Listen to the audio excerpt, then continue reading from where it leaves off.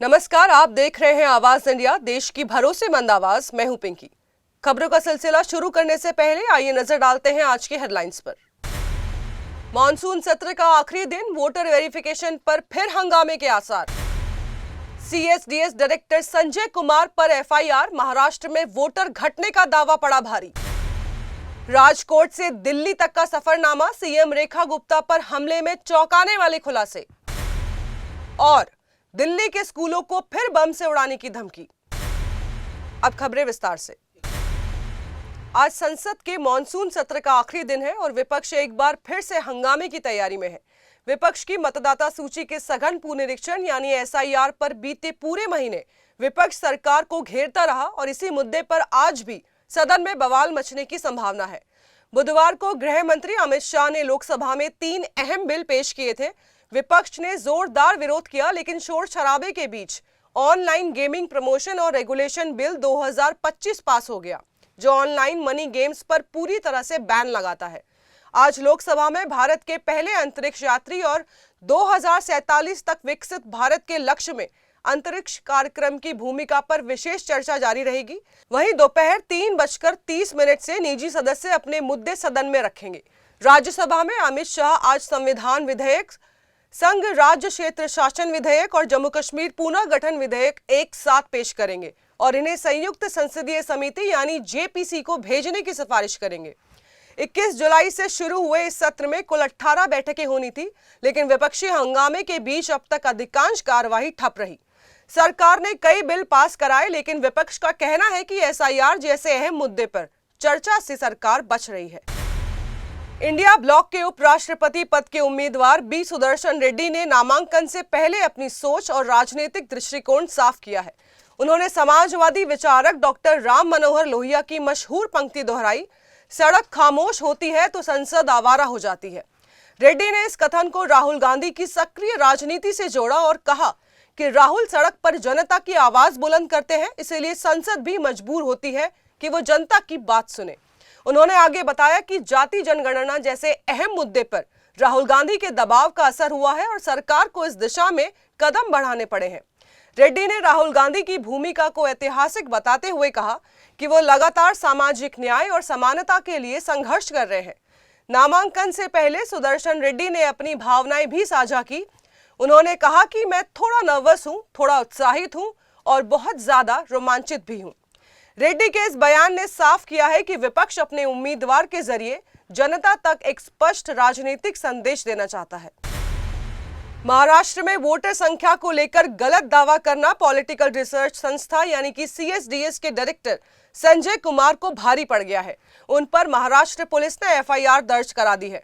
मामला विधानसभा सीटों पर वोटर घटने के सोशल मीडिया पोस्ट से जुड़ा है। संजय कुमार ने 17 अगस्त को महाराष्ट्र को दी विधानसभा सीटों पर लाखों वोटर कम होने का दावा किया था, लेकिन आंकड़े गलत साबित हो गए। उन्होंने 19 अगस्त को पोस्ट डिलीट कर माफी मांगी और कहा कि डेटा पढ़ने में गलती हुई, गलत सूचना फैलाने का कोई इरादा नहीं था।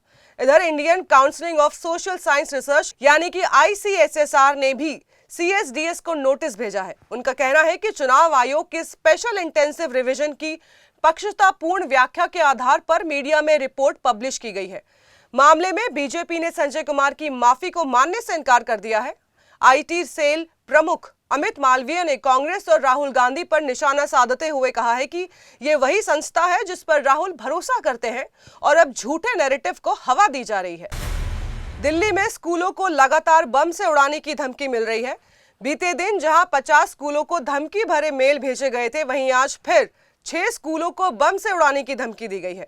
इसमें द्वारका सेक्टर 5 का बीजीएस इंटरनेशनल पब्लिक स्कूल, प्रसाद नगर का Andhra education society school, Chhawla का राव मान Singh senior secondary school, Dwarka sector 1 का मैक्सफोर्ड स्कूल और द्वारका सेक्टर 10 का इंद्रप्रस्थ इंटरनेशनल स्कूल भी शामिल है।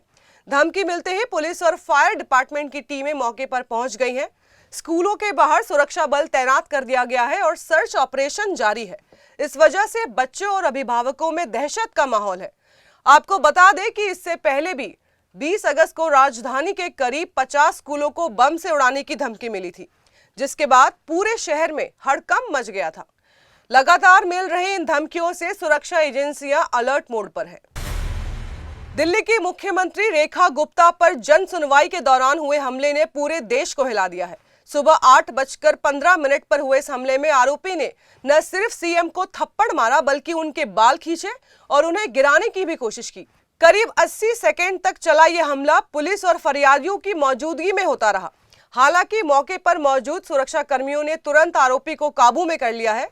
पुलिस जांच में आरोपी की पहचान राजकोट गुजरात के रहने वाले 41 साल के राजेश भाई खिमजी भाई के रूप में हुई है, जिस पर पहले से ही 10 केस दर्ज है। पुलिस की तहकीकात में जो खुलासे हुए हैं वो और भी चौंकाने वाले हैं। आरोपी 17 अगस्त को राजकोट से निकला, अहमदाबाद से होते हुए उज्जैन गया, महाकाल और काल भैरव मंदिर के दर्शन किए। उसके बाद बिना टिकट ट्रेन में बैठकर 19 अगस्त को दिल्ली पहुंच गया। यहां उसने करोल बाग के हनुमान मंदिर में चालीसा का पाठ किया, सीएम आवास का पता पूछा और बुधवार की सुबह जन सुनवाई में पहुंचकर हमला कर दिया। पूछताछ में आरोपी ने बेहद अजीबोगरीब बयान दिए हैं। उसने दावा किया कि सपने में उसे शिवलिंग पर कुत्ता बैठा दिखाई दिया और इसे उसने ईश्वर का संदेश मान लिया। इसके अलावा वो अयोध्या में बंदरों के लिए अनशन कर चुका है और दिल्ली में कुत्तों के शेल्टर होम पर चर्चा से काफी प्रभावित था। पुलिस आरोपी के इन बयानों में उलझी हुई है और उसके असली मकसद की तलाश में जुटी है। वक्त हो चला है एक छोटे से ब्रेक का।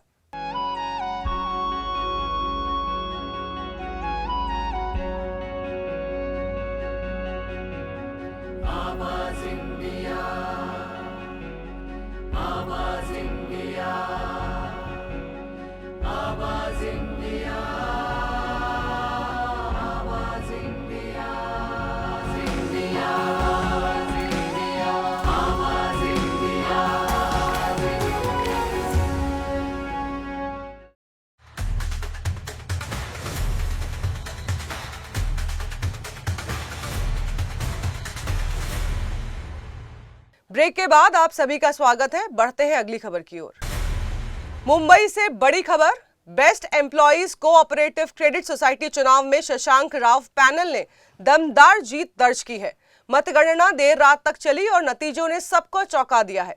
राव पैनल ने 14 सीटों पर कब्जा जमाया, जबकि महायुति सिर्फ 7 सीटों तक ही सीमित गई। लेकिन सबसे बड़ा झटका ठाकरे गुट और मनसे को लगा है। 7 आकर भी एक भी सीट पर जीत नहीं, 0 पर क्लीन बोल्ड। माना जा रहा है कि आने वाले मुंबई महानगर पालिका चुनाव से पहले यह हार ठाकरे और मनसे के लिए करारा सबक है। मुंबई में शिवसेना सचिव किरण पावस्कर ने आदित्य ठाकरे पर बड़ा हमला बोला है। पावस्कर ने आरोप लगाया है कि कॉन्ट्रैक्ट पद्धति लाकर बेस्ट को बर्बादी की कगार पर पहुंचा दिया गया। इसी बीच best employees cooperative credit society चुनाव में शिवसेना की राष्ट्रीय कर्मचारी सेना के 2 उम्मीदवारों की जीत का जश्न मनाया गया। पावस्कर ने कहा कि मराठी होने का ढोंग करने वालों को बेस्ट कामगारों ने आईना दिखाया है। उन्होंने दावा किया है कि मुंबई और महाराष्ट्र में अगर कोई एक ब्रांड है तो वह सिर्फ हिंदू हृदय सम्राट बाला साहब ठाकरे हैं। महाराष्ट्र के मंत्री नितेश राणे ने वरा जयंती को लेकर बड़ा बयान दिया है। नितेश राणे का कहना है कि वरा जयंती सिर्फ महाराष्ट्र ही नहीं बल्कि पूरे देश भर में मनाई जानी चाहिए। इसके लिए उन्होंने मुख्यमंत्री को पत्र लिखकर शासन से मांग की है और इसे आधिकारिक तौर पर मनाने का निर्णय लिया जाना चाहिए। महाराष्ट्र में भारी बारिश से जहां कई जिलों में हालात बेकाबू हो रहे हैं, वहीं यवतमाल से दिल दहला देने वाली तस्वीर सामने आई है। दारवा रेलवे स्टेशन के पास फ्लाईओवर निर्माण के लिए बड़ा गड्ढा खोदा गया था, लेकिन सुरक्षा के इंतजाम न होने और लगातार बारिश से गड्ढा पानी से भर गया। इसी में 4 मासूमों की डूबकर मौत हो गई है। सभी बच्चे 10 से 14 साल की उम्र के बताए जा रहे हैं। पुलिस ने मृतकों की पहचान रिहान असलम खान, गोलू पांडुरंग नारवरे, सौम्य सतीश खड़सन और वैभव आशीष बोतले के रूप में की है। हादसे के बाद पूरे इलाके में मातम सा छा गया है और अब निर्माण कंपनी की लापरवाही पर सवाल उठ रहे हैं। उधर नासिक और आसपास के इलाकों में भी बारिश ने जनजीवन अस्त व्यस्त कर दिया है। वहीं दरना नदी का जल स्तर भी लगातार बढ़ रहा है। मराठवाड़ में जयकवाड़ी बांध 95% तक भर चुका है।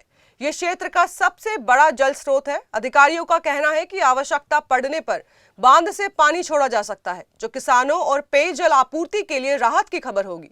लेकिन खतरा यह भी है कि इससे निचले इलाकों में जल भराव और बाढ़ का संकट और गहरा सकता है। कुल मिलाकर महाराष्ट्र में बारिश अब वरदान से ज्यादा आफत बनी दिख रही है। अफगानिस्तान से एक दिल दहला देने वाली खबर सामने आई है। हेरात प्रांत में मंगलवार रात करीब 8:30 बजे हुए भयंकर सड़क हादसे में कम से कम 69 लोगों की मौत हो गई है। मरने वालों में 19 मासूम बच्चे भी शामिल हैं। मिली जानकारी के मुताबिक हादसा उस वक्त हुआ जब एक बस की टक्कर मोटरसाइकिल से हो गई। टक्कर इतनी भीषण थी कि बस में तुरंत आग लग गई और कई यात्रियों की मौके पर ही मौत हो गई। आंतरिक मंत्रालय के प्रवक्ता अब्दुल मतीन कानी ने बताया कि इस दुर्घटना में 2 लोग घायल भी हुए हैं। मरने वाले लोग ज्यादातर अफगानी शरणार्थी थे जिन्हें हाल ही में ईरान से जबरन वापस भेजा गया था। रिपोर्ट्स में दावा किया गया है कि पिछले कुछ महीनों में करीब 18 लाख अफगानों को ईरान से निष्कासित किया गया है। साल की शुरुआत से अब तक पाकिस्तान से भी करीब 1.8 अफगानों को निकाला गया है। वहीं तुर्की से 5,000 से ज्यादा जबरन वापस भेजे गए हैं। कुल मिलाकर लगभग 10,000 अफगान शरणार्थियों को वापस भेजा गया है। तालिबान प्रशासन ने इन बड़े पैमाने पर निष्कासन की आलोचना की थी, लेकिन ईरान और पाकिस्तान का कहना है कि वे उन विदेशियों को निकाल रहे हैं जो अवैध रूप से रह रहे हैं। दुनिया के 2 बड़े देशों के बीच अब हालात युद्ध जैसे बनने लगे हैं। अमेरिकी राष्ट्रपति डोनाल्ड ट्रंप ने वेनेजुएला के खिलाफ एक्शन की ठान ली है और अब उसका असर साफ दिखाई देने लगा है। अमेरिका ने वेनेजुएला के तट पर अपने 3 युद्धपोत भेज दिए हैं। ये तीनों एजिस श्रेणी के गाइडेड मिसाइल डिस्ट्रॉयर हैं जिनकी मारक क्षमता बेहद घातक मानी जाती है। यही नहीं, ट्रंप प्रशासन इस पूरे इलाके में 4,000 अमेरिकी मरीन सैनिक भी भेजने की तैयारी कर रहा है। अमेरिका का दावा है कि ये कदम वेनेजुएला से अमेरिका में हो रही ड्रग्स की तस्करी को रोकने के लिए उठाया गया है। व्हाइट हाउस ने साफ कहा है कि राष्ट्रपति ट्रंप इस मिशन में हर विकल्प का इस्तेमाल करने को तैयार है। वहीं दूसरी ओर वेनेजुएला के राष्ट्रपति निकोलस मादुरो भी पीछे हटने को तैयार नहीं है। उन्होंने देश में 45 लाख मिलिशिया को तैनात करने का ऐलान किया है ताकि अमेरिकी दबाव का जवाब दिया जा सके। अमेरिका पहले से ही मादुरो पर कोकेन तस्करी गिरोह कार्टेल ऑफ द सन्स का नेतृत्व करने का आरोप लगाता रहा है। ट्रंप प्रशासन ने उनके खिलाफ इनाम की राशि को भी हाल ही में दोगुना कर $50 मिलियन कर दिया है। ऐसे में अब हालात और तनावपूर्ण हो गए हैं। सवाल यह है कि ट्रंप का ये कदम क्या सिर्फ ड्रग्स रोकने के लिए है या इसके पीछे वेनेजुएला की सत्ता को बदलने का भी कोई एजेंडा छिपा है। दुनिया की निगाहें अब अमेरिका और वेनेजुएला के बीच बढ़ती इस तनातनी पर टिकी है। तो फिलहाल के लिए आवाज इंडिया में इतना ही। देश और दुनिया की खबरों से जुड़े रहने के लिए देखते रहिए आवाज इंडिया।